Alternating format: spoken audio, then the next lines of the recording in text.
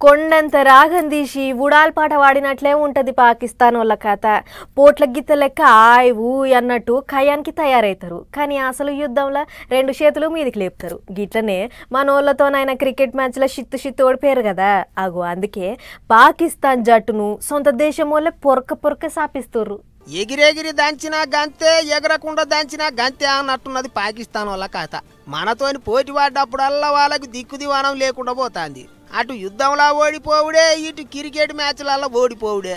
అందుకే సొంత దేశం వాళ్ళే పాకిస్తాన్ క్రికెట్ జట్టును పొట్టు సాపిస్తుండ్రు. ఇప్పుడు అంత కోరుకున్నట్టు మ్యాచ్ రద్దయినా మంచిగుండే, ఇజ్జత్ పోకుండే అని పాకిస్తాన్ వాళ్ళు నెత్తి కొట్టుకుంటారు. ఇప్పుడు సోషల్ మీడియాలోనైతే పాకిస్తాన్ జట్టు మీద తీరులో జోకులు వేసుకుంటారు జనాలు. పాకిస్తాన్ క్రికెటర్ల కంటే చిన్న పొలగాన్లు మంచిగా ఆడతారు క్రికెట్ అన్నట్టు మాట్లాడుతుండ్రు చాలా మంది. గంతెందుకు పాకిస్తాన్ పాత క్రికెటర్లు సుతా సొంత ఆటగాళ్లను ట్రోలింగ్ చేస్తుండ్రు.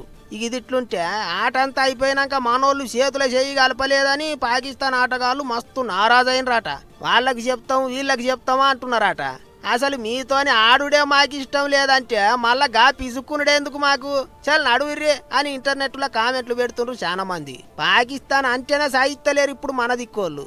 అయితే ఇంతమంది మాత్రం ఆట ఆడి మంచి పని చేసిండ్రు, మళ్ళోసారి పాకిస్తాన్ ఓడగొట్టిండ్రు అన్నట్టు కూడా మాట్లాడుతుండ్రు. ఏమైనా మనోళ్ళ దెబ్బకు పాలు దేశం వాళ్ళకు మళ్ళా కంటి మీద కునుకు లేకుండా అయింది పోయినరే.